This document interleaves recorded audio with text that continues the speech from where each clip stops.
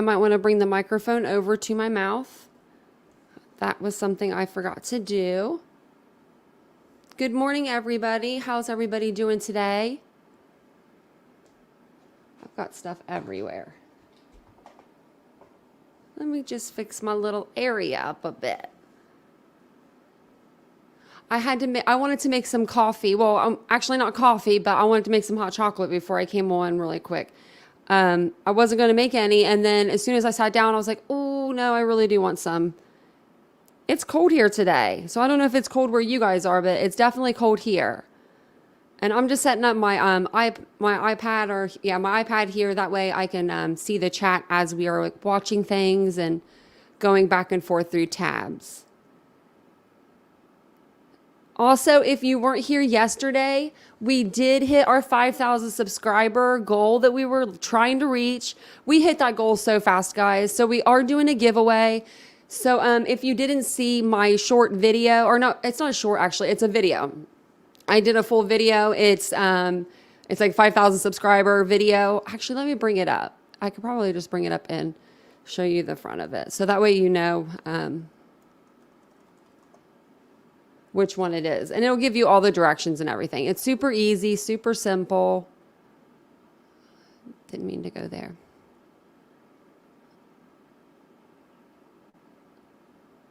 So here, I'll show you which one it is really quick. That way you guys can always go there and enter the contest that we're having, or giveaway. It's not really a contest, just a giveaway. Let me see here. So yeah, you'll just go to my YouTube page, and it's this one here. And then you'll just go down and you'll play this video here. It's just a few minutes long, 5-minute video. Tells you kind of, it's just an appreciation video, and also tells you how to enter the contest. So, and we're like pretty far over the 5,000 mark now. So that's always good. So now our next goal is 10,000. So we might be there before we know it. Just going to I think I have everything else pretty much ready. So good morning to everybody in the chat. Let me see who's all here today. Who do we have? We got Tater Tot. I saw that she was here this morning. Summer's here. It can be, oh, okay, good. Sergeant George, hello. Good morning. We got a good chat. Good. Good morning, everybody. Oh, I was about to say, I thought I saw Detective Juan in here. Everybody's getting their coffee, getting their beverages, getting some snacks, whatever you got to do. So yesterday in the live, or actually, let me go ahead and let me grab my paper so I don't forget. Also, if you guys could, if you're new here and you do like true crime, hello, hi, welcome to the channel. I always feel like everybody that comes in, they just kind of know, like, I always feel like everybody is a subscriber. I always tend to forget, sometimes we have new people. So hi and welcome. My name is Tanya, or TitaniumBuilt. Call me either or. We are going to watch a podcast today for, it's a Nancy Grace, Crime Stories with Nancy Grace. It's actually The Body Bags with Joseph Scott Morgan, and it's over the Idaho murders. It says part 3. We watched part 1 and 2, but you don't have to watch part 1 and 2 to be caught up to watch part 3. It's actually it's just a series. You don't need to actually be following along to know what's going on in this episode or anything. But we did have a really good chat in here yesterday. I'm really excited. Hopefully we have another good chat. I just want to say though, I want everybody to be able to have be in the chat and feel comfortable and have a safe space to go and have a great chat and not have, just bots or spam or, just stuff all over the place. So, I hopefully that stays that way. But with that said, sometimes we do have people that come in and they want to say things that are just 1,000% false. And it's just, some things are just ridiculous, So just try not to say anything that's going to offend anybody, because I don't have time to, really give anybody a warning, because it's just me, Also, I do have an old subscriber only mode in the chat, but you could be a subscriber for any duration. So you could always unsubscribe if you decide this isn't the channel for you, but hopefully it is. Rainy day where you are in South Carolina. Oh, it's actually sunny here. Wow. It's 52 degrees. Wow. Wow, wow, wow. I didn't even know it was, I didn't even know it was that 52 degrees. Okay, so awesome. I love that. So pretty much to enter the contest, you'll just watch that video and then it'll tell you to hashtag under the video. I believe it's the live that we did for Monday, for yesterday. So but yesterday, so there was a lot of people in the chat talking about how there's like there might be like a co-defendant, and we were kind of like talking about the possibility of there being like a co-defendant. So I wanted to show you a couple videos before we get started. I will read the defendant's request for the discovery tomorrow. It's just a few pages. It's just a basic, document from court. Just his defense wanting the discovery for the evidence that the prosecution has against him, which every defense attorney is going to ask for that. Any good defense attorney is going to ask for that. So I'm just going to show you this first. I think this is actually one of the only ones I have to show you beforehand. And then tomorrow we will watch Dr. Phil, his newest episode on the Idaho Four also. And let me see. Yeah. So I'll go ahead and play this for you. Let me make sure it doesn't blast in your ears. And I'll turn it up a little bit as we go. That way it doesn't hurt your ears too much.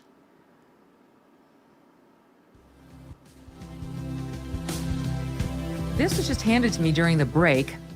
I'm going to put all sorts of caveats on it. It's from our friends over at the Daily Wire. It seems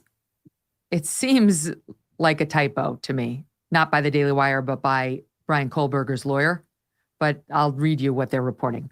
The headline is, suspected Idaho killer requests documents related to, quote, co-defendant who has never been mentioned by police. I'll read to you from the report. This week, Kohlberger's public defender, Ann Taylor, filed motions requesting, quote, any written or recorded statements by a co-defendant and the substance of any relevant oral statement made by a co-defendant, whether before or after arrest in response to interrogation by any person known by the co-defendant to be a peace officer or agent of the prosecuting attorney, etc. Okay.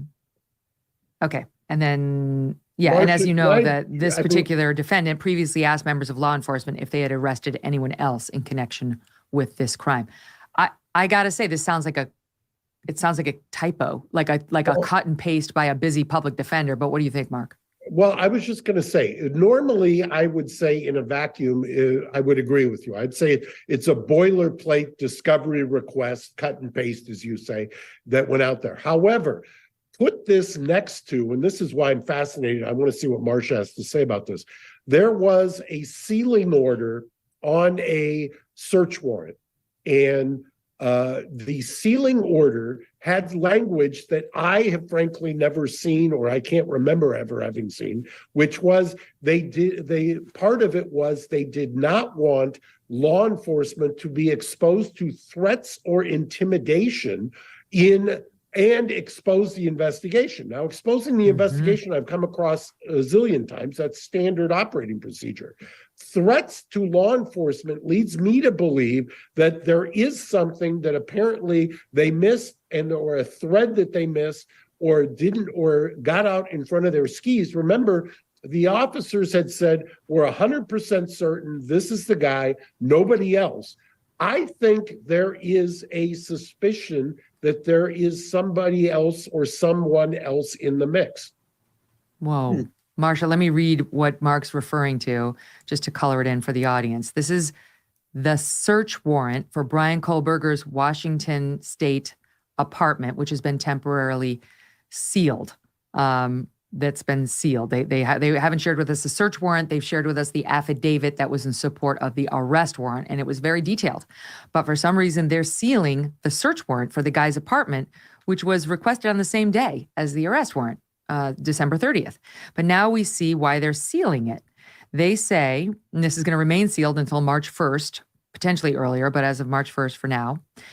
This is what they said in asking for the sealing, prosecutors and police. Premature public disclosure of the details in this law enforcement investigation will create serious and imminent threat to effective law enforcement and could result in the premature end of this investigation, which could create a threat to public safety. What are your thoughts? I think that there are many. What Mark has said is a potential, but let me tell you about some of the background in the development of this case. This case kind of went crazy on social media, and a lot of people were in there speculating about others that may be involved, and then out and out dogpiling these people with no evidence, nothing but speculation, imagination, and just putting together 2 + 2 and equaling 8. And so some very innocent people got dogpiled for at least a few moments on the internet. And by moments, that could be days, I'm not sure. So it has been going kind of in its way viral. And people looking for attention, which always happens on the internet, are coming out spewing all of these theories about who might have done it and why they did it. And that is a danger to any investigation. It's a danger to law enforcement because it encourages people to come forward who really have nothing relevant to say. It discourages people from coming forward who actually have something important to say. And it, of course, might subject law enforcement themselves to all kinds of threats and horrible responses on the internet. This has become now a force in our criminal justice system. It lurks around the edges, and sometimes it even invades to the middle. So we have a very serious problem with that. And I think that sealing would be an appropriate way of tamping it down. You just don't want to let out information that could be the way you catch a liar or the way you spot the truth. Those details are the way you test what witnesses say. And if you let those details out, you run a very real risk of skewing the investigation. Well, Mark, don't you think, I mean, the warrant in support of affidavit in support of the arrest warrant is 18 pages long. We have so many details from that. Why allow that one out into the public domain, but not this one?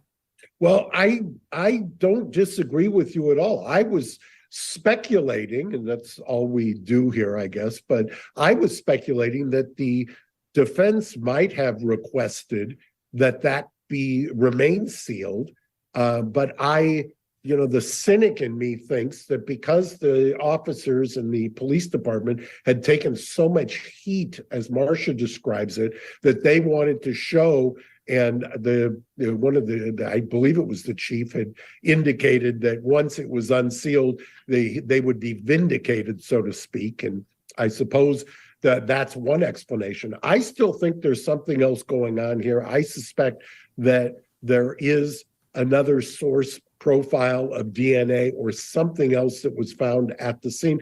I just don't think, when you take a look at the timeline of this, and you know that there is a DoorDash driver there at 4 a.m., and you know that there is a spotting by DM, as they call the person in the affidavit, of somebody in the hallway. There's just, I believe that there is more here than meets the eye, and we're just not going to see it. And I think it's one of the reasons that the defense so readily said they would waive time until June on their speedy trial rights of the preliminary hearing. Did you know your internet service provider knows literally everything you do online?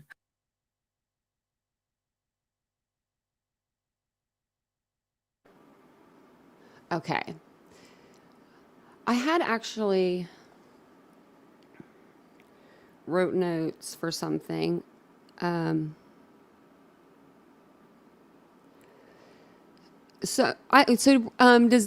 anyone watch the now I can't remember his name, the drunk turkey episode? You guys were talking about it in the chat yesterday with the lady that called in there. It was like a lady, I can't even remember the episode now. It was just yesterday. It feels like so long ago. I took a million notes for it though. I don't know if, I'm about to play the episode. Let me see. So the creator ended up calling her back. I'm trying to see. Let me see my notes really quick, because I wanted to go over this with you, and now I can't even remember exactly what I wanted to go over, but I saw some stuff in the chat, so.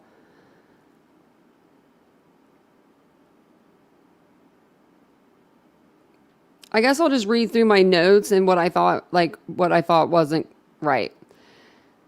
It says, okay, yeah, I remember this. So first off, the woman was on so much Adderall or something. I don't know what she was on, but she wouldn't even let neither guy talk. I'd never watched the Drunk Turkey show before. This was my first time, but I kind of felt bad for the two guys. Like they couldn't like get a word in, it seemed like. So she stated that Dylan saw 3 people when she opened the door that night. Not just one. So I guess, I don't know. And then Drunk Turkey said that she called into the show and he has never called anyone back before, but he called her back. So out of all of these years or whatever that he's been doing this, like, I don't know, he never called a caller back before, but out of all the callers in the world, he decided to call her back. I don't know. That just was kind of weird to me.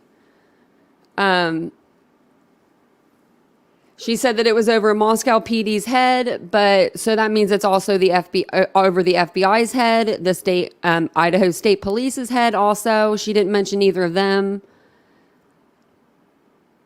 She makes a big deal out of the defense wanting the prosecution's evidence for the discovery, but that's very known in courts. If you don't ask for the discovery as a defense attorney, you're not doing your job at all.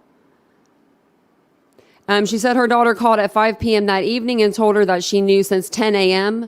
Well, why didn't her daughter call her mother at 10 a.m. that morning and say, Mom, there was 4 people murdered on campus? Why would your daughter wait until 5 p.m. and you call your daughter and then you tell her, yeah, Mom, I knew about that since 10 a.m. I just don't get that. If that was me and I was a young child, I was a young kid, like a young adult, I was 20, I'd be calling my mom immediately. She said there was 10 student deaths on the campus of U of I since May. In the next sentence, she said she didn't know the count, though. She said that there was 10, and then she goes, well, I don't know how many. She blames Sigma Chi for a lot of it. I don't even know. I don't know what I was writing there. She believes that Adam is involved in this. She called it a trap house. If it was a trap house, these officers would know, and they would be geared up with like face mask and everything, removing items that were like, I mean, we would know. You would know if there was stuff in there like that. Normally, if you have a trap house, you don't live in it. A trap house is something that you don't live in. It's what you cook your drugs in. Towards the end of the conversation, though, she said she wasn't going to judge. So, I don't know. It was just all weird to me. Oh, she has called back. You wouldn't call your mom? It would only worry her? Hell no, not me. Me and my mom were thick as thieves. I call my mom immediately. Come get me. Come and get me now, is what I would be saying to my mom. I don't know about y'all, but if you're 20, I mean, I don't know, if you're in your 20s and you're like, you just know, I mean, you just heard or saw or anything. I would think, I don't know, I would think you would call your mom or your dad or your parents or ever. I mean, I would. I think I would. I mean, I would, yeah. I know I would. Good morning. Just because, like, okay, so this is what I would do too. Okay. Because if I didn't go and call my mom and my mama found out before I could tell her, my mom wouldn't be real nice about it. She would be like, what is wrong with you? Why didn't you call me? And why didn't you tell me that there was a mass murder happening on campus? That just happened on campus. I think that's what she would probably say. I don't know though. I wish she was around to ask her because that's a good question. But then again, you never know what she'll do. I mean, everyone's different, you know, everyone is different. You be calling your dad ASAP, yeah, me too. And that was another thing I didn't get either was Zaina's dad, if you guys remember this way back when, in the beginning, Zaina's dad came and changed her lock on her door. But if you noticed, and we've heard through like interviews, people have said like the front door lock was broke and the back door lock was broke, or you could like open the back door real easily. Don't you think that they would barricade those other 2 doors before you go into like just put a new lock on a bedroom door? There's just so many things in this case that are just so crazy.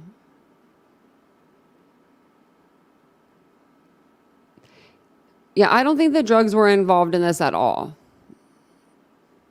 There's no reason to think that. I don't believe that these kids ever did any drugs other than maybe take a hit off of a joint. I doubt that it was even a joint that they bought. It was probably something that was in the house that somebody had. I just don't see them going and buying joints and weed and stuff. You know, I don't know. I don't see it. I mean, I see 20-year-olds doing that 100%. Not these 20-year-olds though. But then again, you know, you never know.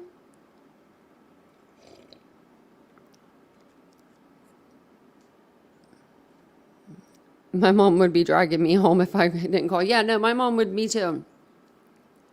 I think she'd be like, I don't know. She'd be really, that's just, that would be terrible. You'd have to call your mom. And then a lot of people have said, you know, with the Dylan thing, I might have to make a video on it.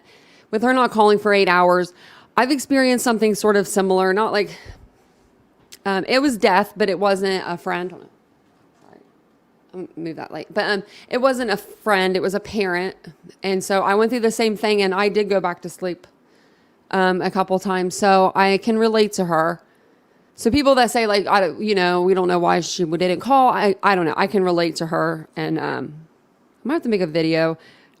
I did make a video on it a long time ago. It's like, I think it's under one of the playlists, like way back when I didn't even edit my videos, but it would be a good watch to like for you guys to watch because it's so raw. But it was when I lost my father. That house was selling all oregano. Yeah. I don't even know if they were even buying oregano. I just don't think that there was any drug connection. There's no reason to think that.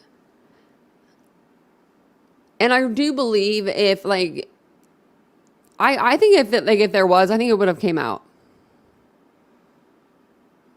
Oh yeah, me too. CRB said, I could totally buy that there was some experimental drug use for partying fun, but I can't buy all this was over drugs, not a brutal intimate stabbing. Yeah, that's what I mean. Like, I can see them even partying and maybe taking Molly or like ecstasy pill or something here, like there, maybe once, twice, 3 times in their life.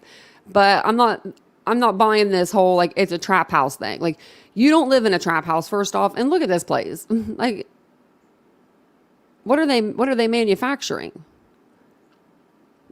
I don't know. We'll have to see, I guess. I wanted to watch this really quick with you guys, and then we're going to go to the crime stories one. So, and this one says, so I wanted to watch this with you guys because this one says, could Kohlberger have killed 4 people in roughly 10 minutes? And we've always had a 16-minute window. So I'm wondering why they're saying that it's a 10-minute window now, which that was a rough estimate of like 16 minutes, but I thought maybe we would find something out on here. And then also, let me see. I'll go ahead and close the poll here in a minute because it looks like it's still going pretty fast. Also, if you're just now joining us, welcome. Hi, hello. We are talking about the Idaho Four case right now. If you guys haven't subscribed to the channel and you do like true crime, we're here every day at 10:15 a.m. We are going to watch just this part of Kumo really quick, talking about Brian Kohlberger, and then we're going to move on to crime stories. It's a podcast that we've been listening to. So if you guys like the channel, we'd love to have you subscribe. Also, don't forget to subscribe, hit the bell icon, and hit the like button. Thank you guys so much. I appreciate it. And I will throw in the chat right now if you'd like to join our membership. Oh, and I forgot. Shoot. Someone joined our membership today, like this morning. I don't know if I can go all the way back up there. Oh, I can't. I can't remember who it was now. I'll have to look. Okay. Dagnabbit. I hate when that does that. Okay.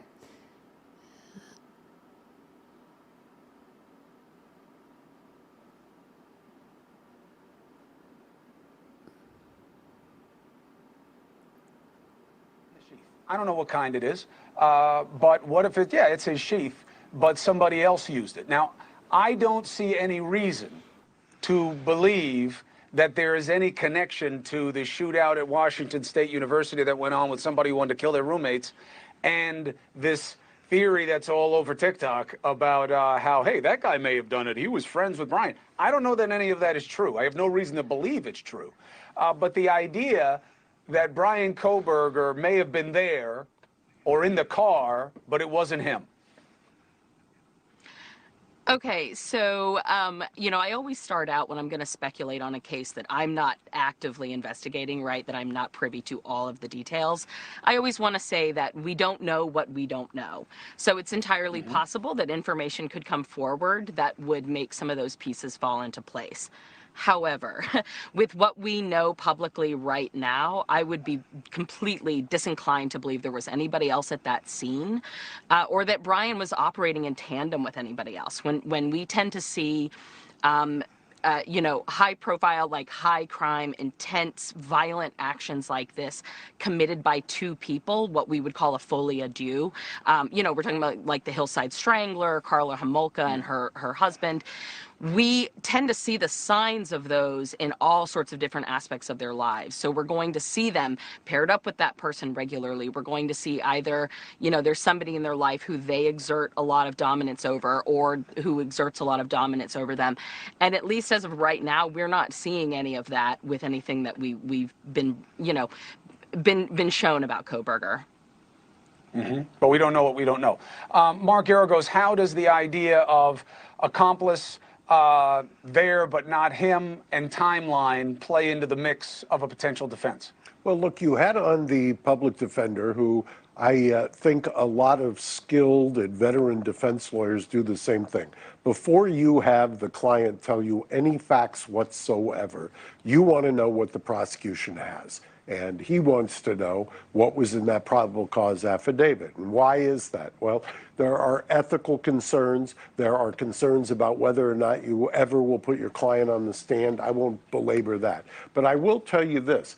One of the interesting kind of facts about this, and I think one of the reasons that people have been speculating, and I would echo, we don't know what we don't know. However, on the body cam, there is a discussion about the SWAT shootout. And when I'm talking about the body cam, once again, I believe it was in Indiana. It was one of the officers who pulled him over with his father. They talked about that. They mentioned that. That's interesting to me as a defense lawyer. One of the things I'd want to know, the first things that I would have an investigator follow up on is, did they know each other? And can I show that they knew each other? Were they together on that evening? Did they have previous evenings when they were together?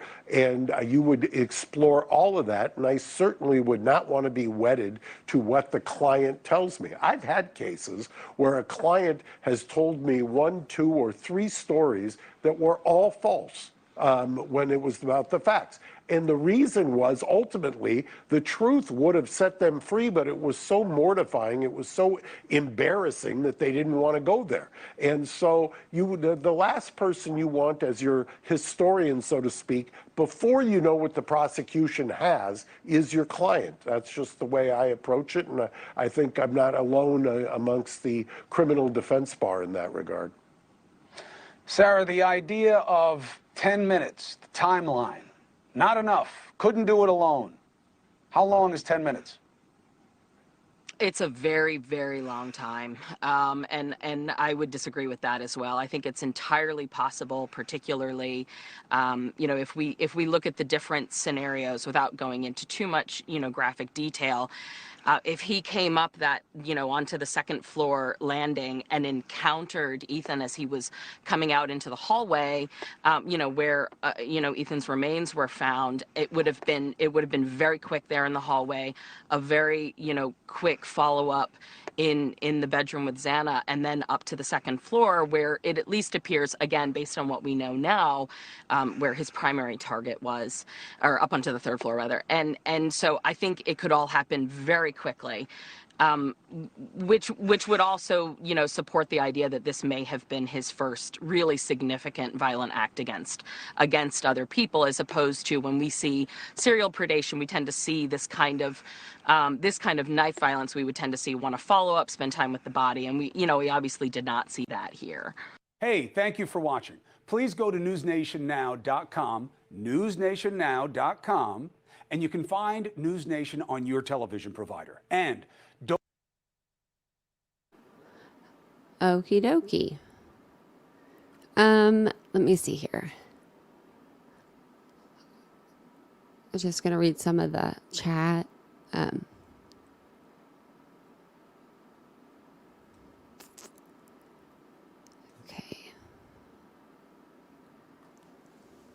How do you know that there was 20 to 50 stab wounds on each victim? You know a lot. I thought I knew a lot about this case, but you're saying stuff that I haven't even heard about. Also, PTSD didn't trigger anybody to do this. Brent didn't do this. Brian did this. He's the one that's been, we don't say, allegedly, he's been arrested for it, but Brent hasn't been charged, hasn't been, called a suspect or any of that. He is a guy that lost his life, and I feel like we should just leave it at that until,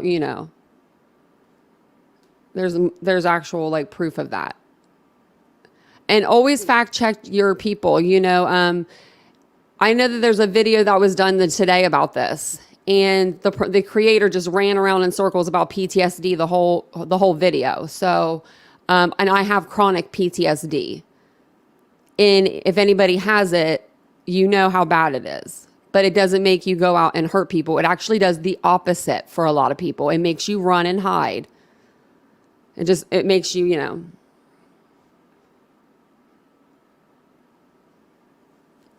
Yeah, but yeah, of course, innocent until proven guilty. Of course, that's what I said too. I said allegedly, because it is allegedly.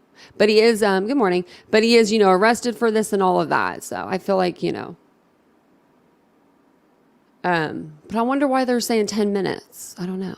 It just kind of shortens the window. But I guess, I guess it could have been 10 minutes, but that is a very, very short time. I feel like, but it is long. I don't know if you think about it, it is long. I don't want to sit here for 10 minutes in silence, but I feel like maybe we should, but we're not going to do that. I was trying to see, actually, think of a song, like this is stupid to think of it this way, but think of a song that's like really long. Like that's what I was going to try to think of it, like, and see like how long it would be. Like, 'cause I don't know. Okay, so think of it this way. Has everyone heard of the song Stairway to Heaven?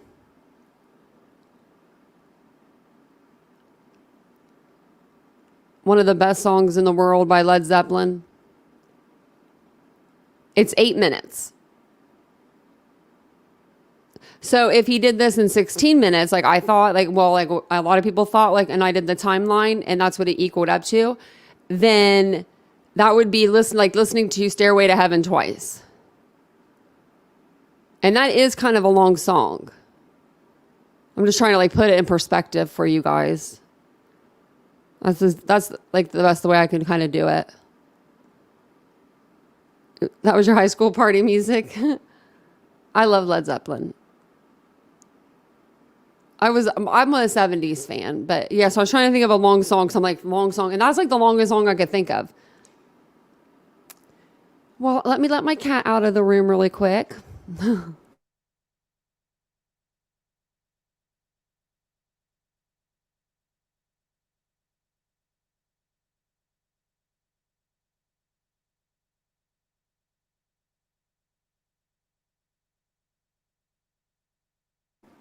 Okay. Oh, thank you, Amy, for becoming a new member. We had another new member today, too. I think it was today, or maybe she did it on a different post, but. Freebird, that's a long song, too. I feel like I'm like living my dad's dreams right now talking about these bands because my dad liked those kind of stuff. So do you want to hear a funny story before we get started with the podcast? So I don't know if you guys have seen like Icamel and his whole, like someone called into his channel and said that their name was Alpha David. Like, like the document affidavit, but his name was Alpha David. Have you guys seen that? Because it was hilarious. So someone called in and they, like, I don't know, they just kept saying their name was Alpha David.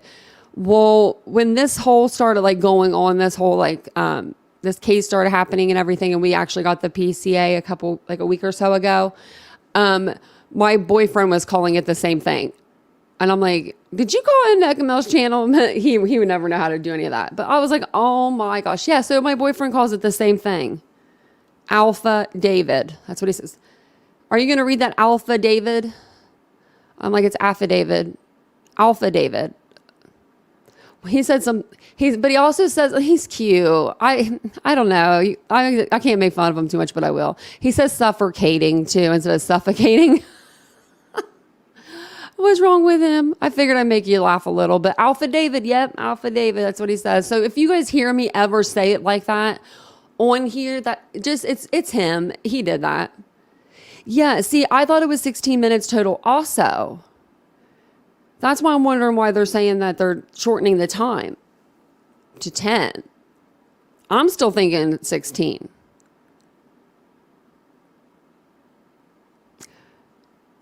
Oh, there's a Facebook calling it that too.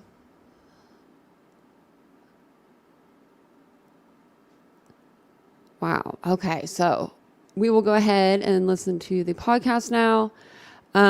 This one is, let me see. Let me get it playing. Let me go this way. This is the one with body bags with Joseph Scott Morgan. And it's, I'll read this up here for you guys. 4 University of Idaho students are brutally murdered in their home in Moscow, Idaho on November 13th, 2022. Police suspect that the murder took place between 3 a.m. and 4 a.m. and their bodies are discovered by a friend the same morning around noon. Investigators believe that the murder weapon was a knife of some sort. More leads have come uncovered by police and investigator in the past weeks, and the hunt is still on for the primary suspect. In this episode of Body Bags, forensic expert Joseph Scott Morgan and Jackie Howard continue discussing the details of this unfolding case following the 19-page affidavit detailing evidence collected so far. Joe and Jackie discuss moving evidence as big as a mattress, the K-bar knife sheath, and matching up knife-inflicted wounds, history of K-bar knives, and more. Oh, so we're going to learn a lot more about the evidence collected and what they have. So I think this would be a good listen. So I'm going to go ahead and play it. If you guys, I'm sorry, I meant to share this with you. Sorry. If you guys want to turn your volume down maybe a little bit, I don't know how loud it'll be, and I don't have any control over this volume here. So I'm going to go ahead and play it now.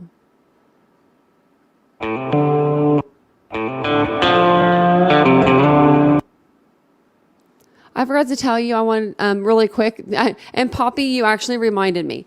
I wanted to tell you guys really quick before I forget. I'm going to put a banner on the bottom. It's for my boutique.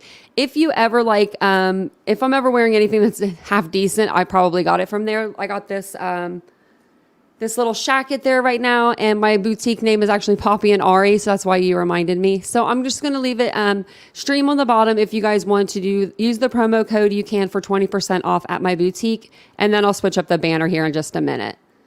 And thank you guys so much for joining us. We are talking true crime today. We are getting ready to listen to the podcast here. We just started the podcast. So if you're just joining us, please subscribe to the channel, like the video, let us know your thoughts in the chat. Also, if you'd like to join our membership, I'll go ahead and paste it into the chat right now. Thank you guys so much for being here.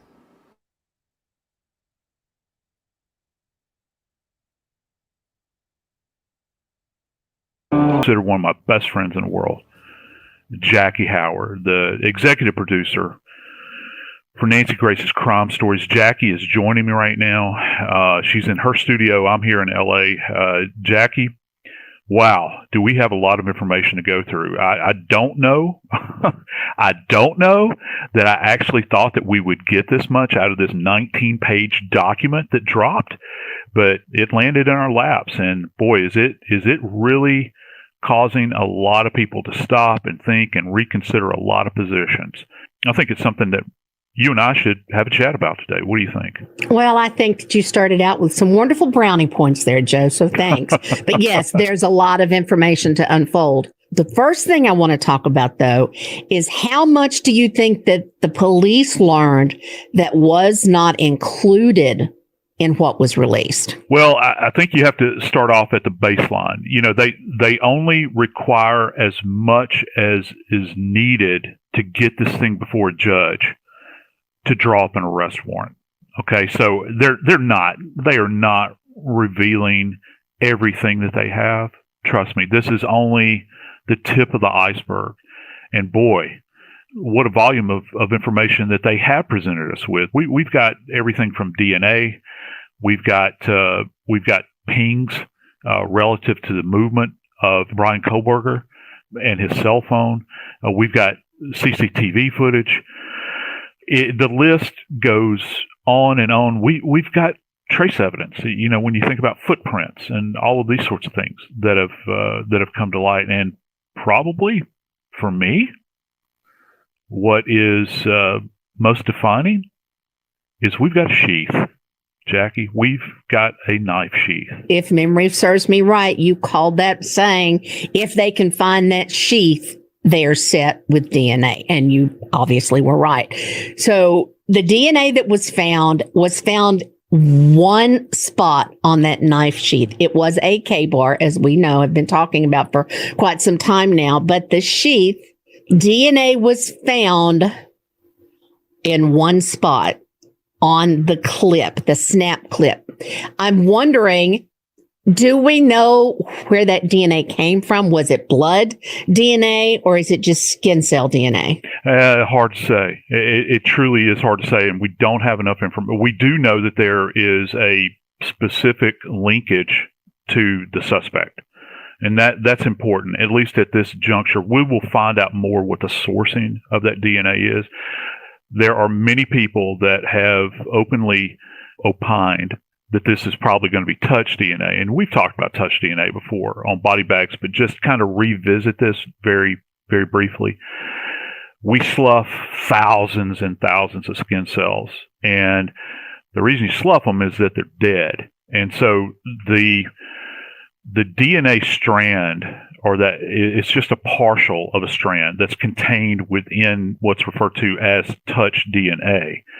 So when you find that bit of DNA, you have to go back in the lab and kind of reconstruct the DNA. But it was sufficient enough to the task that when they did recover the DNA, they were able to develop a profile that eventually, you know, within, I don't know, 99.9998, I think, percentage points is likely him.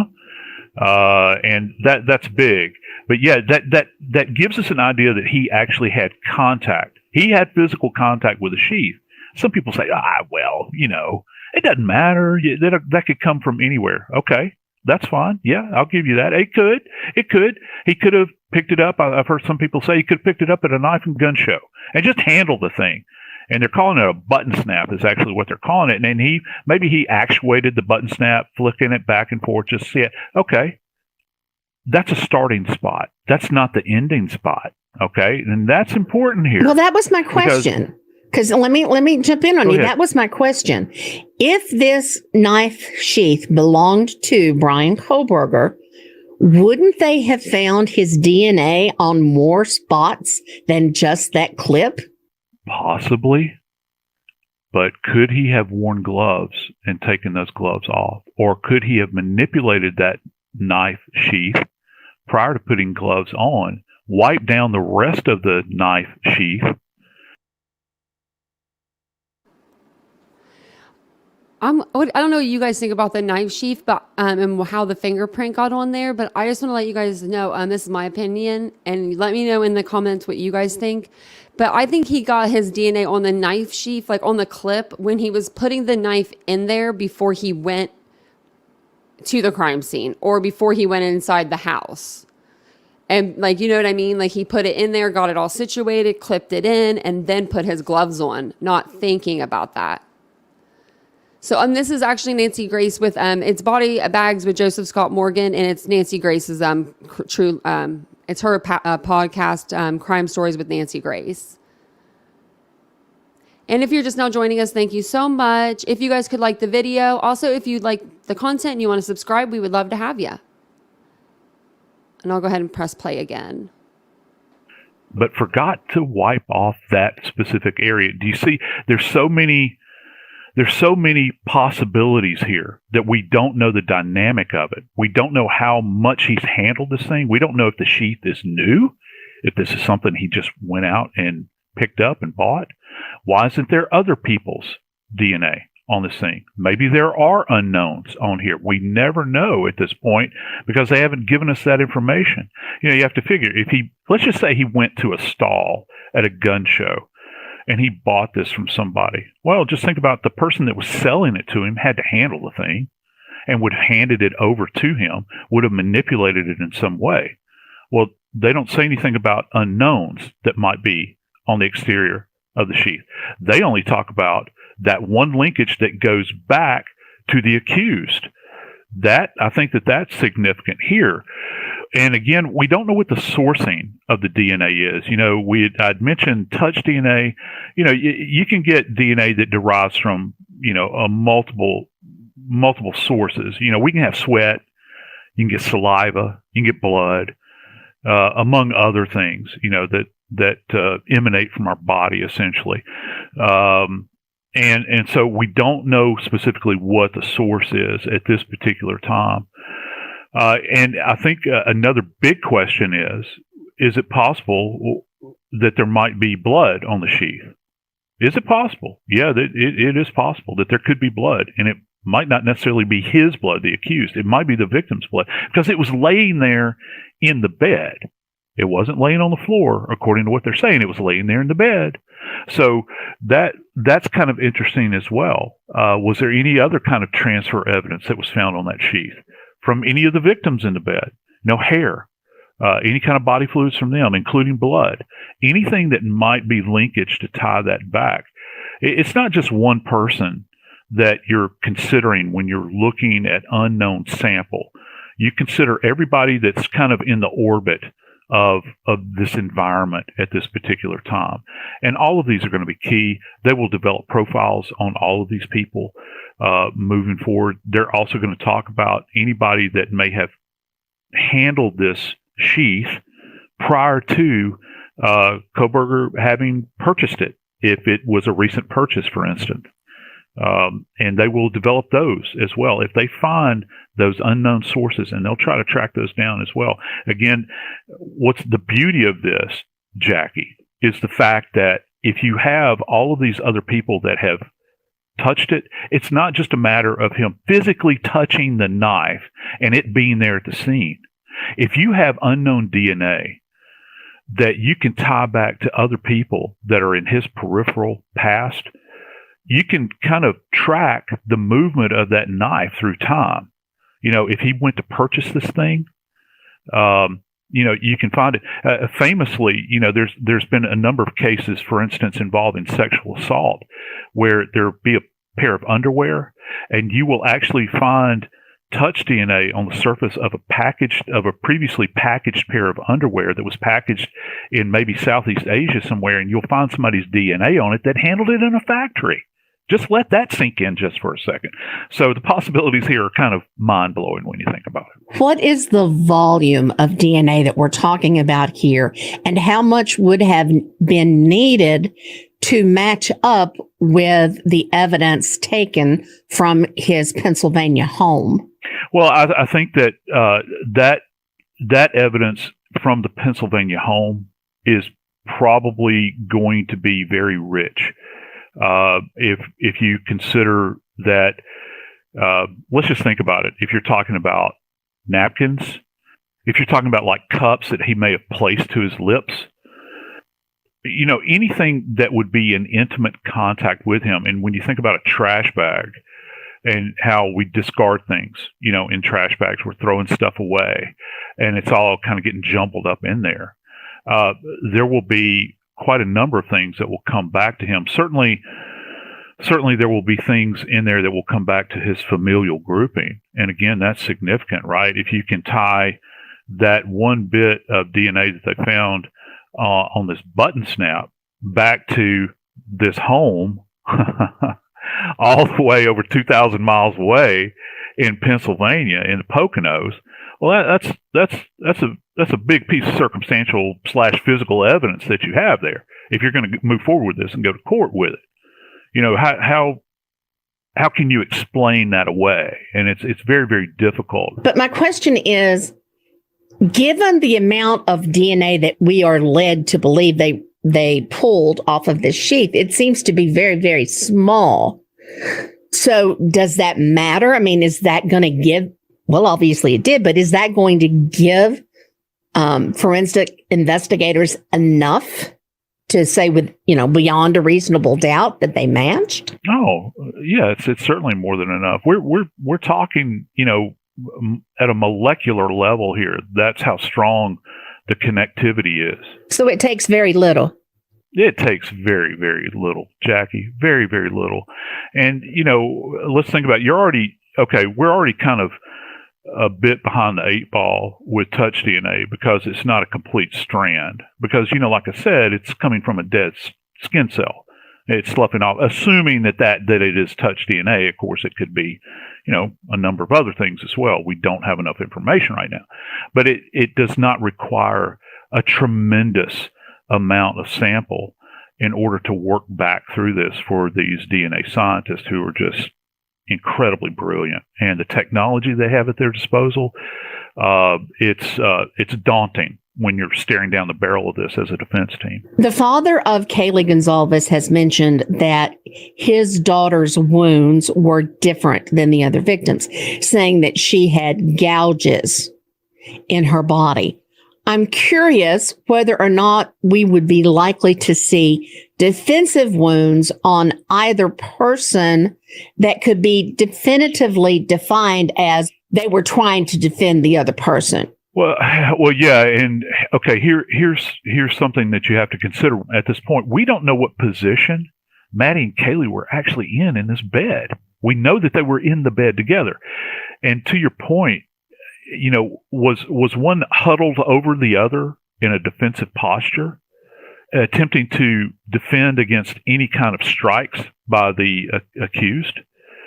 Is that what we're talking about, or were they both lying in what would be considered, quote unquote, a normal sleeping posture, face up, face down, or on their sides?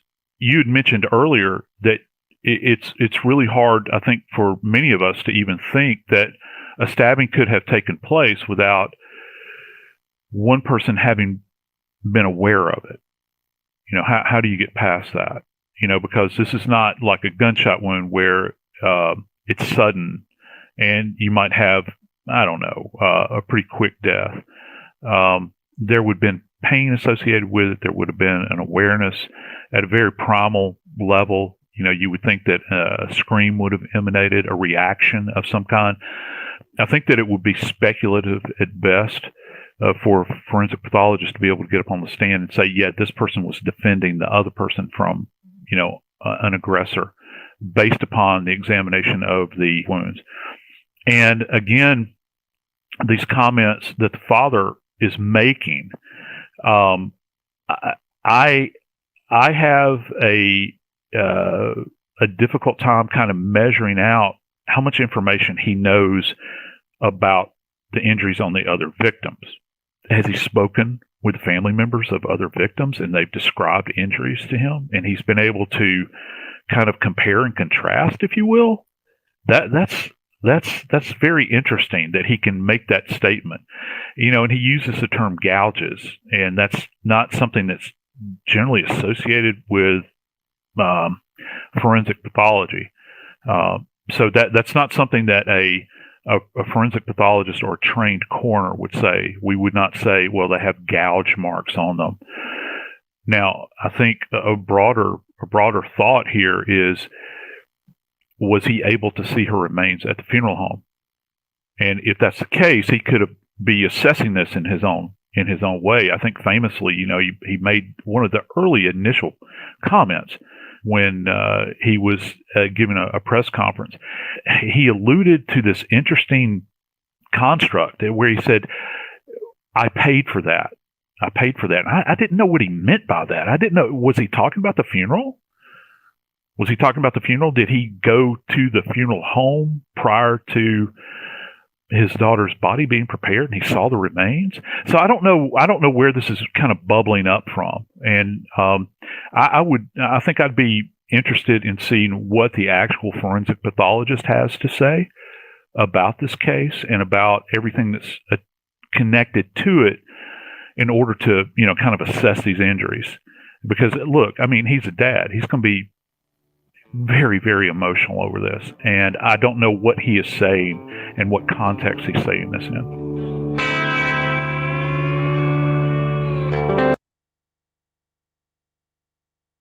I have a question for y'all. Do you think that I know a lot of people are saying like, the house is like sealed or whatever, all that's sealed, warrants are sealed, but they're under a gag order.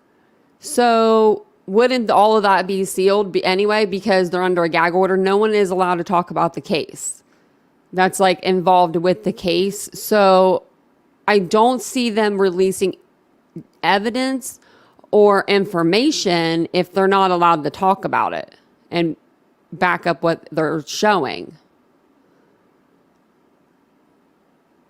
He could have SRB, and he probably would have been allowed to do that because of the circumstances. Like sometimes they won't allow you to, like, or not like they won't allow, but they like just, they like kind of tell you, like, I'm trying to think of the word, like they don't really want you to do it. Like if it's like a natural cause, or something like that, they kind of believe like, there's nothing really, wrong. Like for instance, my mother, she passed away, but it was a little weird, kind of weird. And my brother kind of wanted an autopsy done and they kind of talked us out of it. So, but I think with this case, with it being a murder, I think no matter what, like Steve could go get an autopsy. And I think maybe that's what he meant, by,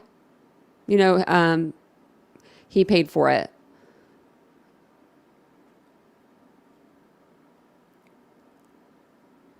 I'm just like reading through your comments here. Oh, it was sealed before the gag order? Oh, I don't know. I mean, I don't know what it could be, really. I don't know why they would seal it, but the only thing that I could think of is to protect the evidence that they have. Maybe they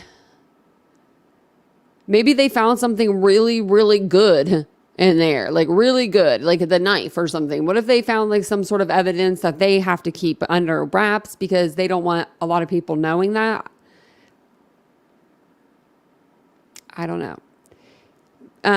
Britt said it's hard to say. It's hard to say that he is that much of a mastermind, but we also can't say he isn't. Maybe he wanted to be arrested, or maybe he made a big mistake. We don't know what we don't know. You're exactly right. I just don't see anybody wanting to be arrested. Like, even if you get the glory and everything of it, like after all that's done, you just go to jail. But you never know people's mindsets. Okay, I'm going to go ahead and play it again for you guys. Actually, I think let me fast forward.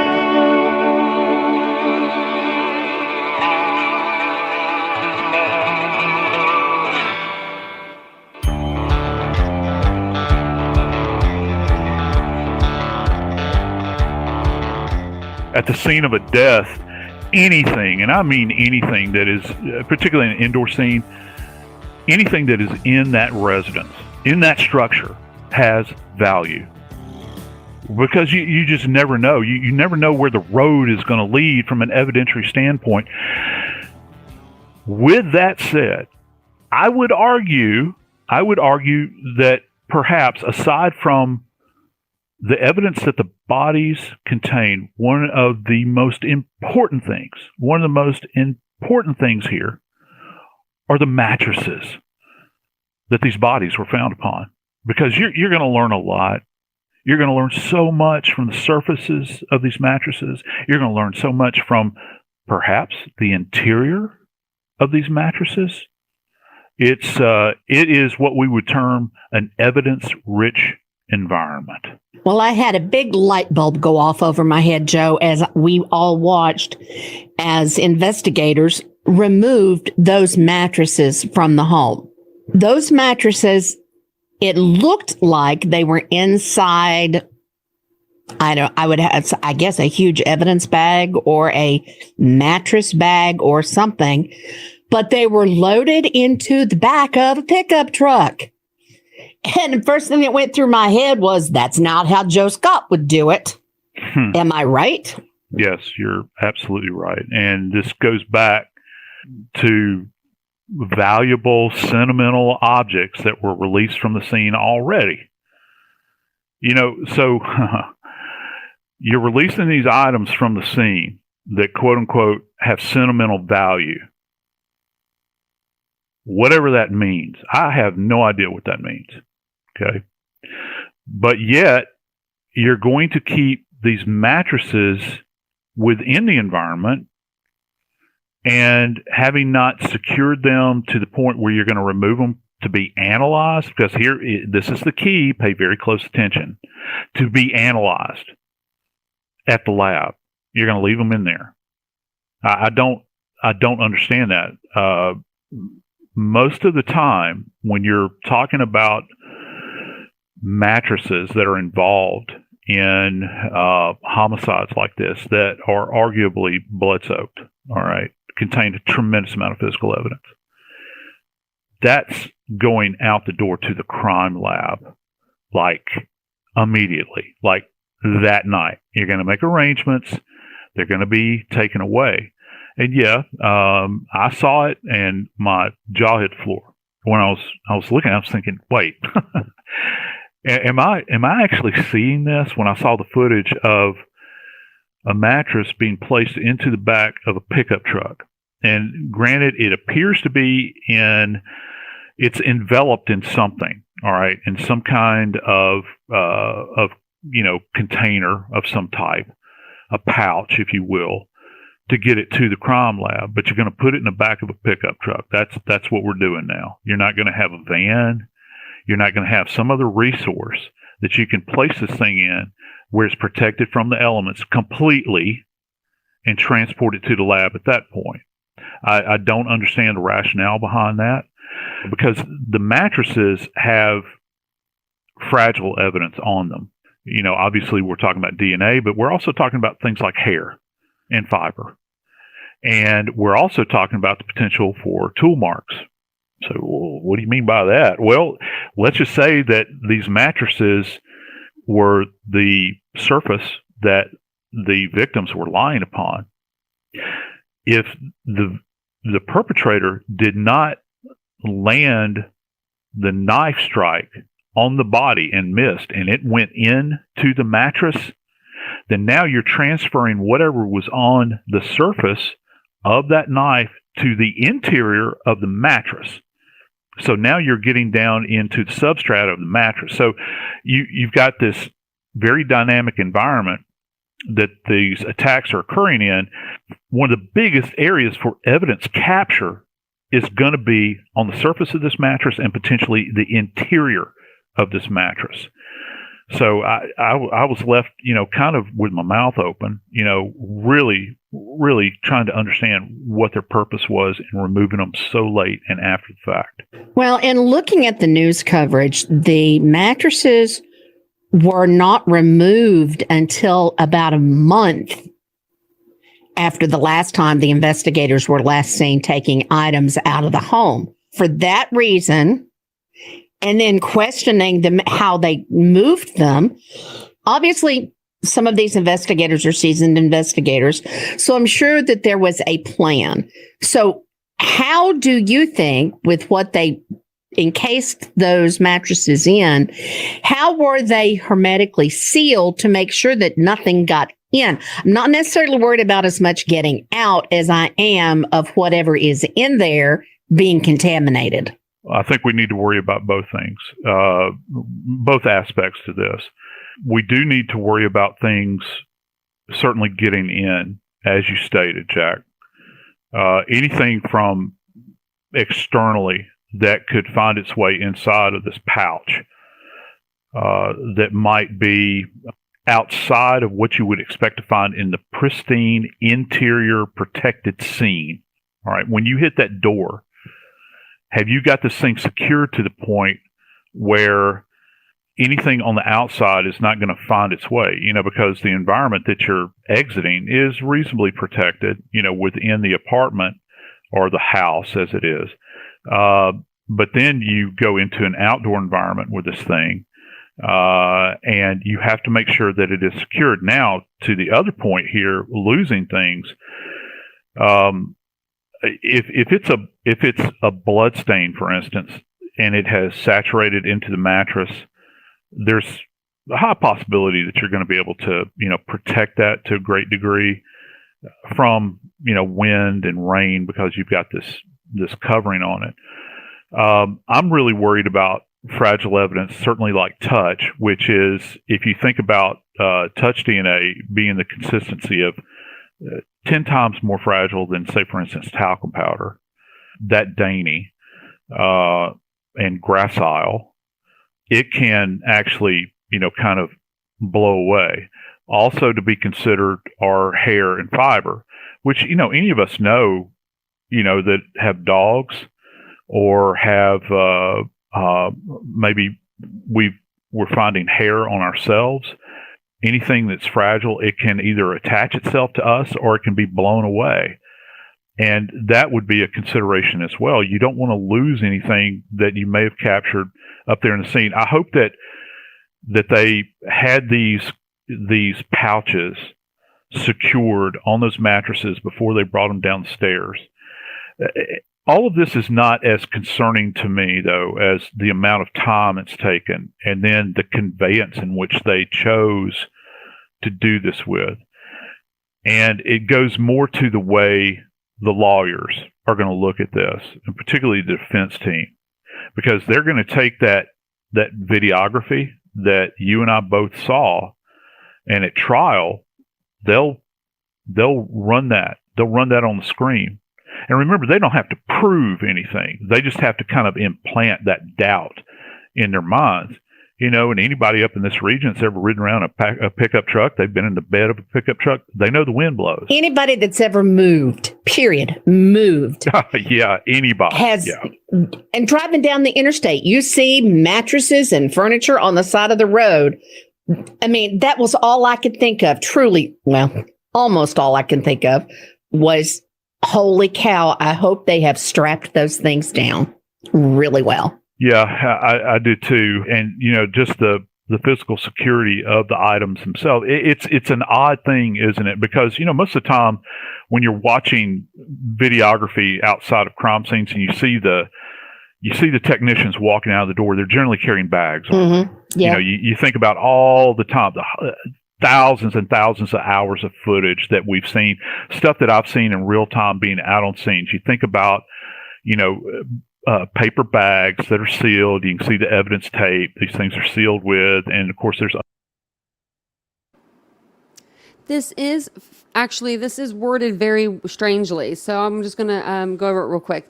Because in the chat, we were talking about the knife sheath and where they saw it, where they were standing when they saw the knife sheath. So I'm going to read it to you, and then it's just kind of strange. It says, as I entered this bedroom, I could see two females in the single bed in the room. Both Congavez and Mogan were deceased with visible stab wounds. I also later noticed what appeared to be a tan leather sheath laying on the bed next to Mogan's right side. And then in parentheses, it says, when viewed from the door. So I don't know why he would have been in the room, and then he said he viewed it from the door and saw it. But I guess maybe he thought you could see it. It was easily seen from the door. I don't know. So I figured I'd read that because it is strange how he says that he entered the bedroom, saw the knife sheath, and then he walked. Then he said he could view it from the door frame as well. Very strange. Also, if you're just now joining us, don't forget to please like the video. It does send it to the algorithm. That way more people can come and enjoy it and watch it and get in the chat with us. Also, if you'd like to subscribe to the channel, we're here every day at 10:15 to talk true crime. Other types of packaging that you can use. And then it kind of goes into the back of a van and it disappears, right? Mm-hmm. It just vanishes. That's not what happened with this. It comes out of the house and is then planted in the back of a pickup truck. And it gives you pause. It certainly does. And I'm just hoping that they haven't lost anything here.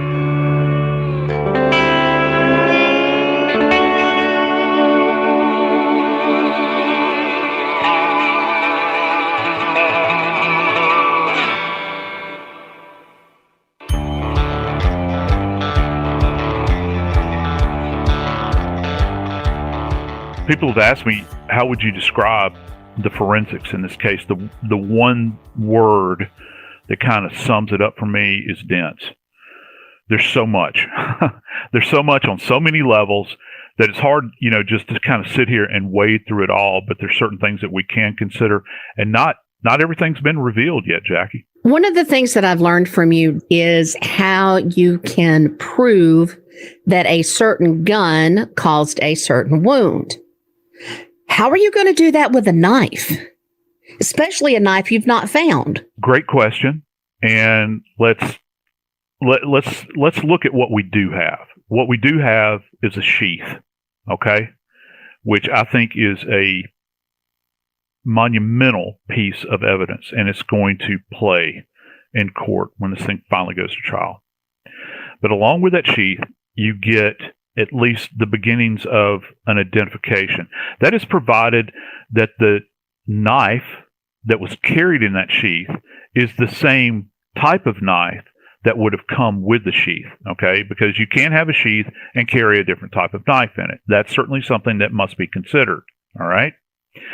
So to begin with, what will happen is that the authorities, the investigators, will contact the company that manufactures this knife, in particular, specifically K-Bar, right? And if I remember correctly, on the exterior of the sheath, it is stamped with USMC. It's got the Marine Corps emblem on it, okay? And that is an identifier for that particular knife. There's probably somewhere on there a serial number. So they'll contact the manufacturer and they'll say, hey, look, we're working this case. We need to get what are referred to as knowns or exemplars of this knife. So they'll ask for, maybe 2 of these knives to come from the factory, and they'll get the sheath and they'll get the knife itself. All right. And this is something that they're going to hang on to. Now, what they can do is that they can actually take a look at the injuries that these kids sustained. And the forensic pathologist will look at the knife and come up with a conclusion as to whether or not this particular type of knife can generate this injury. Now, if you want to take it a step further, if there are any marks on any of the skeletal bodies within these remains, and I'm talking about ribs, sternum, spine, collarbone, any of these areas, there is a potential that the samples of these injured areas have been retained. This happens with great frequency at autopsy. So if there's what's referred to as an insulted piece of bone, that piece of bone would be removed from the body and it would be retained by the crime lab or by the ME. And once you get that knife or a knife similar to that, you will ask a tool mark expert at the crime lab, maybe at the state crime lab, maybe with the FBI, to do a comparison. Give us an idea. What's your opinion here? Looking at this microscopically at this injury on the bone, can you look at this knife and say that this knife generated this injury? And they might they'll come up with an opinion about it. And a lot goes into it. You can talk about the shape of the blade along the long axis. All of these blades are unique to the manufacturer. Those are things that they will explore. Now, we don't have the actual knife to compare at this time. Not saying it's not going to make an appearance, but in my experience with knife injuries, it's important to consider that dependent upon the quality of the blade and the metal and the way it's forged is created, this type of blade might chip, okay? It might chip, and if it chips, many times it'll chip within the body, particularly if it's striking bony areas. You say, well, what can you do with that? Well, before an autopsy is conducted, one of the things that is done is you do what is called an AP and a lateral. X-ray of the body. AP means anybody that's listening, you've been to the doc's office and they make you stand to get a chest X-ray, and they make you stand and put your shoulders to the wall. They're taking a chest X-ray. That's an AP. That's kind of an overall view from that perspective. And then they do a lateral. You know, when you're in the X-ray room, they make you turn in profile and they shoot you from that perspective. Well, that's a lateral. And so what do you do with those two X-rays? Well, you look at them before you do the autopsy and you say, okay, anatomically, if I'm looking at this image and I see a little metal storm right here, it might be just to the right of the midline, maybe adjacent to the left upper lobe of the left lung. Okay. Then you flip it and you look at the lateral perspective and you can get an idea of depth. So you're not going in blind.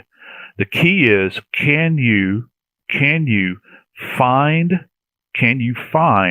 that metallic body and retrieve it? And if you can, there's an off chance that you can submit that to the crime lab and they could do a metallurgical analysis on that. And in very simple terms, what that means is that item has a specific chemical signature that is unique to that manufacturer. You know, how that blade is forged, if it is an amalgam of various different types of metal, you know, how are they folded in and all those sorts of things. And that's kind of a chemical signature. Additionally, what happens with knife wounds, and again, we don't have the knife and we don't know at this point, but many times with sharp force injuries, the tip of the knife, the very point of it, will actually break off and it will lodge. It will lodge in the body. I've seen this happen any number of times. And most of the time it goes back to the structural integrity of the knife as it applies to the quality of the manufacturer, you know, how they make these things. And secondly, the age of the blade. You know, how old is this blade? And then how much stress has the blade been put under? Well, let's think about what we're talking about here, right? We're talking about 4 victims, Jackie. 4. All right. This knife, I think, just from a structural standpoint, has been involved in a very intense attack. So the more and more these victims are stabbed, it would stand to reason that the structural integrity of the blade could begin to break down. People don't think about, you know, every time you use a blade, say in your kitchen, to cut something with, that blade, even though you may have just sharpened it, is not as sharp as it was before you used it. And you keep that progression up without sharpening the blade, it blunts the blade. And as the blade gets blunted and you're still using the same amount of force, you put stress on those edges and it can begin to break down. It'll chip, and sometimes those tips will break off. I just hope that they did full body x-rays prior to doing the autopsy. Let's see if for once I know more than you do, Joe. Not likely, but let's see. Oh, come on. Do now. you know where the name K-Bar came from? I do not. Whoop, whoop, whoop. I do. Okay. All right. You go ahead. Let me enjoy this moment. So the name K-Bar came from the company that manufactured these knives was Union Cutlery. And the name K-Bar reportedly is derived from a story of a man who went toe-to-toe with a bear. His rifle didn't kill it, didn't inflict enough damage, and he went hand to hand and finished off the bear with his knife from Union Cutlery. Hence the name K-A-Bar came from kill a bear. Wow. I had no idea. Plus, you're originally from East Tennessee, so you guys would pronounce bar like that, bear like that, right? So Good country folks would have said bar. Well, that's actually kind of fascinating. I had to know, so I went and looked it up, and this is coming from. I'm getting this from the website exquisiteknives.com. Well, you know, so I would believe that it's probably true. I do know that our Marines and our sailors and actually our coasties have carried K-bars for a long time. Of course, Yes. the sailors and the coasties Yes. have a different utility for them. They'll, do work on decks and that sort of thing, cut rope and and do maintenance. Of course, Marine Corps, we know what the Marine Corps likes to use their K-bars for. Yeah. And so and that's who it's most closely associated with, I think. One last thing that I want to get your take on is the footprint that was left outside the surviving roommate's door. Yeah. What's that going to give us? A lot. And not many people are talking about it. I haven't really talked about it a lot, but I think that it's significant. And I'm kind of unclear based upon the affidavit, because they used an agent, Amido Blue, that is Wait, say that again? Amido Blue. Okay. And it binds with protein, and it binds with protein in blood. And so you'll use it to lift latent prints with, all right, or to, let's say, not lift, let's say document latent prints. Now, latent prints can either be hand prints, palm prints, but it can actually also be footprints. And in this case, that's how they recognize this. They were applying this agent to the floor, and they came up with this analysis from the scene, and they established that this print was, not only did they say what the print was as far as the shape, they used the term diamond, I think. Jackie, they came back with the manufacturer, and this is it's a van. And for those that don't know, Which is a skater shoe. it is a skater shoe. For those that are not familiar, if you're familiar with the movie Fast Times at Ridgemont High, there's a famous scene where Sean Penn takes a pair of Vans, and he takes it and he slaps himself in the skull with it and says, "Hey, you know what that is? That's my skull." And if you reflect, that's a pair of Vans. That's what those are. They just kind of slip on. They look like deck shoes, really, but they're used for skating. Well, Because they have good grip on the bottom. They do. But why is that significant? Well, it's significant. We talk a lot about DNA and, the trace evidence, but, when you get these manufacturer connections as well, one of the questions I think that's real important, and I know that these guys are doing their due diligence and asking these questions, very simply put, did the suspect own a pair of Vans? That seems very simplistic, but you got to start somewhere, right? Well, if he owned a pair of Vans, did he own this type of pair of Vans where it has this particular pattern? And also, I don't know how robust this print was that they had raised, but here's a very interesting aspect. If it was significant enough, that print that was left behind, you could tell something about the wear pattern. And when I say wear pattern, I'm talking about maybe how old the shoes were. Was it kind of a faint kind of print? Was it something that looks like it was generated from something that was worn down? Think about a pencil with an eraser. You know how the eraser on a brand new pencil will look, like it'll have all the little curves on it. It'll be perfectly round on the top. Lopsided. But yeah, after you use it for a while, you wear it down. It has a completely different appearance to it. It's the same thing. And also another thing that you can analyze here is perhaps if how they step. Do they pronate? Do they supinate?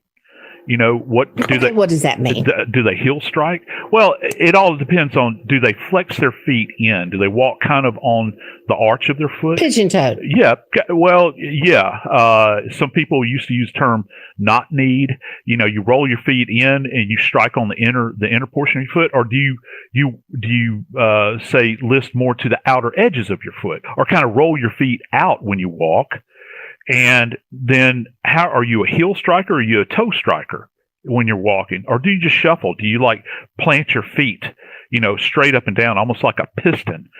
And, these people that do the shoe analysis are amazing people, and they don't get a lot of credit because it's a very fine science. There's a bit of art involved in it too, but that footprint is very significant, at least to my way of thinking. And I'd have to ask, if they raise the print with something, this agent that binds with the proteins in blood, are we left to believe that this is a bloody shoe print?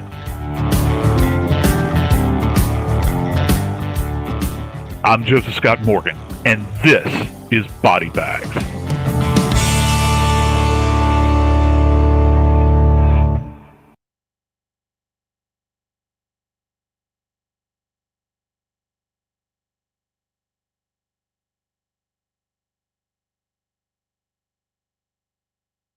Okay, sorry about that. Let's see here. Oops. Okay, so I just put it in the comments. I don't even know how to pronounce it. It's called like Pez Cavez or something. Cavis. It's what I have. So when they're talking about shoe impressions or shoe like prints, everybody does have a different way that they walk. So I have metal rods in my tibia bones right now. So I had these put in 10 years ago. I've always had high arches though, but prior to having titanium rods put in my legs, I had a very regular gait. I guess walk. But now that I have the metal rods in, my legs, when I walk sometimes they just my ankles get really weak.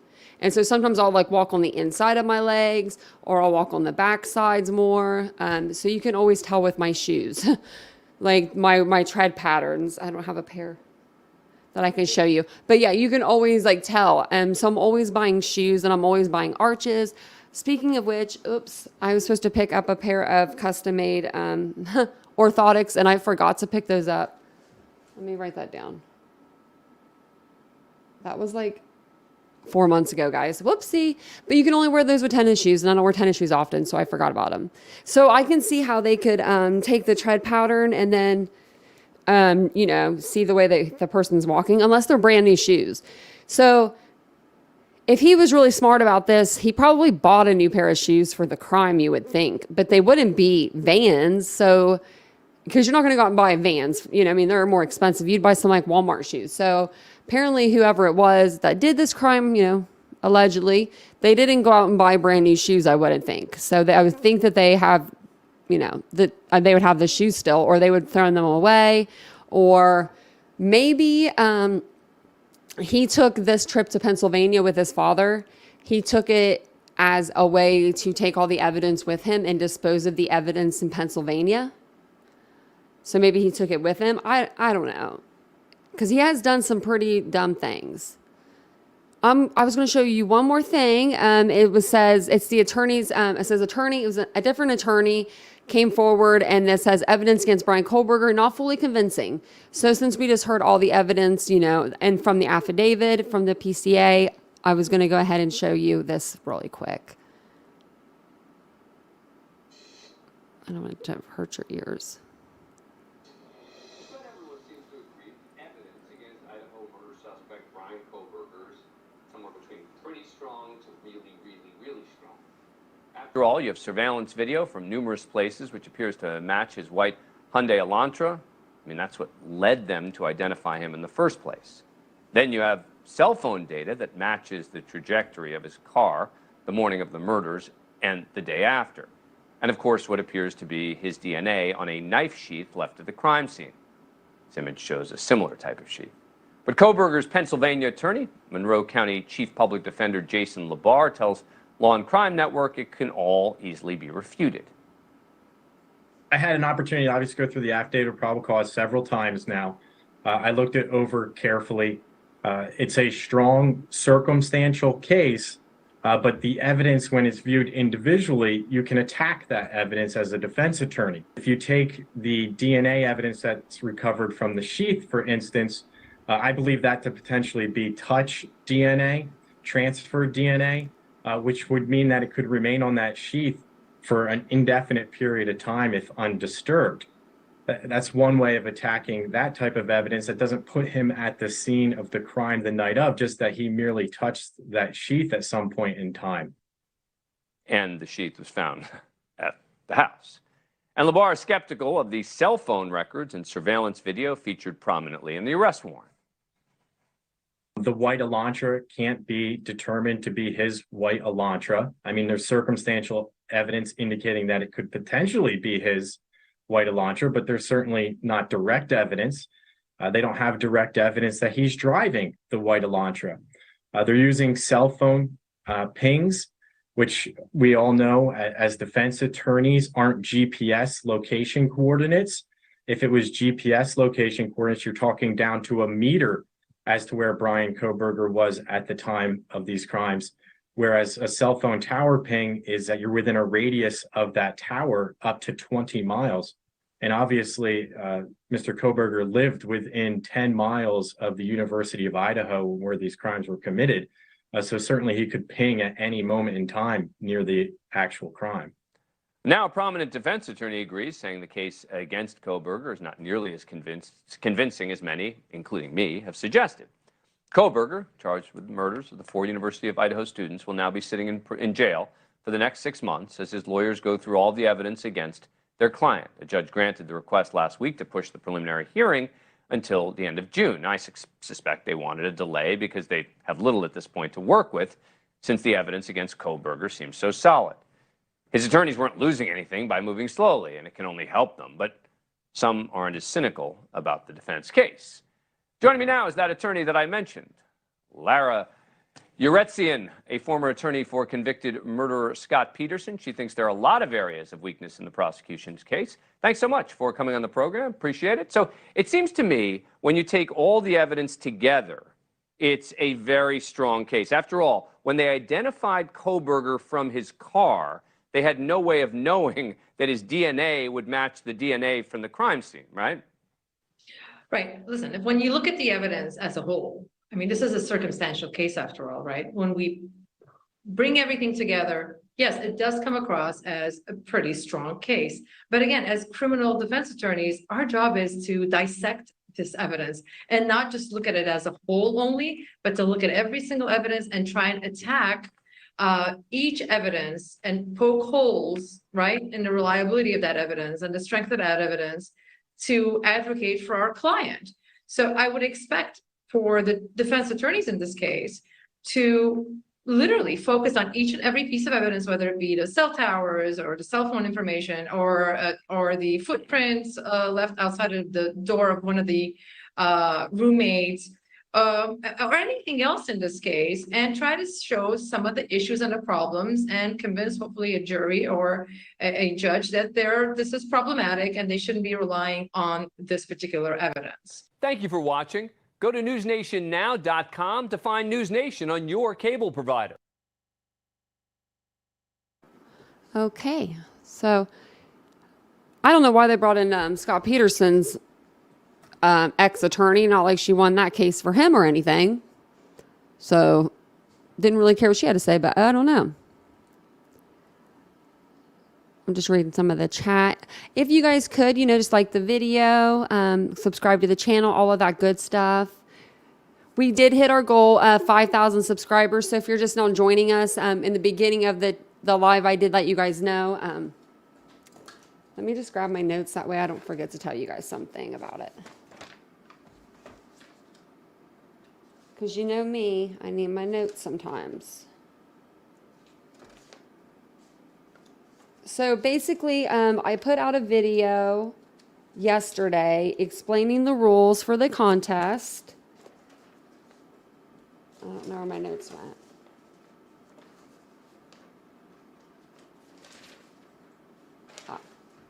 Okay, so we hit 5,000 subscribers, and that was our goal, was to hit 5,000 subscribers so that we could do our next giveaway. And we hit it yesterday. So thank you guys so much for subscribing to the channel, for liking, the videos, and for commenting and for coming in and joining me for my lives and my pre-recorded videos. I really appreciate it. Thank you guys so much. I put on a post in the community tab about it, so you'll know. And this isn't my notes. These are my old notes. But I put a video out yesterday. I'm going to show you the video. I don't know where the heck my notes went, so I'm just going to show you how to do it. So if you want to go to my homepage, you can go to the giveaway right here, and it'll tell you exactly how to enter the contest. But to enter the contest, you just go under the live, and you're going to go under the one from yesterday. So it'll be Monday. It should be the Nancy Grace one, and it will. All you have to do is hashtag giveaway, all in capitalized. So instead of me blabbering it away, because I can't really talk right now for some reason, sorry guys, just go to the video here, the 5,000 subscribers /Titan giveaway, and it will tell you exactly how to, go into the contest, which is so weird. I don't know how I lost my notes. Very strange, guys. Extremely strange. I'll probably find them here in a minute when I'm off of here. So now that, and so we already ordered my TitaniumBuilt sign for the behind me. Vincent ordered that 2 days ago, right before I hit the 5,000, because he was like, "You're going to do it," and so I was so excited about that. So we ordered it. Also, yeah, we don't have that many likes. We have 690 people in here. Well, we have 660 now, but only 200 likes. So if everybody could just hit the like button, that does help your girl out tremendously. I appreciate it. We did do so we got our 5,000 subscribers. So we're going to do our cash giveaway for that on Saturday. I'll announce the winner. So that way it gives everybody time to go over there and hashtag giveaway. I'm using an automated generator. So it will generate all of the people that hashtag, the hashtag giveaway, and it'll pick it from there. And we're going to do it live. We'll have it live drawing for it. So with that being said, our next giveaway is going to be at 10,000 subscribers, and we're already on our way there. So we already have 5645. So I think we'll be there in no time. But that is all that I have for you guys today. Tomorrow I wanted to go over Brian put in for the discovery, his lawyer put in for the discovery. I'm going to go over that affidavit with you guys. It just states what they want to see and all that good stuff. And then we're going to watch the Dr. Phil episode. I don't think last time that he got me too bad. He didn't remove it. He just maybe demonetized it or something, or limited it, but we'll watch it anyway. So I am so glad that you guys came and spent a little bit of your day with me. Thank you so much. I appreciate you guys. I really do. Also, let me know your thoughts on today's case. If you're watching this on a replay, don't forget to smash the like button, hit the subscribe button, all that good stuff. Don't forget to go watch my video. And I actually forgot. So in the video that 5,000 subscribers, the Titan one, I did link below the video to do the hashtag giveaway. So that does help you guys out a lot as well. So thank you guys so much for spending a little bit of your time with me, like I said, and you guys have a wonderful day. Love you so much.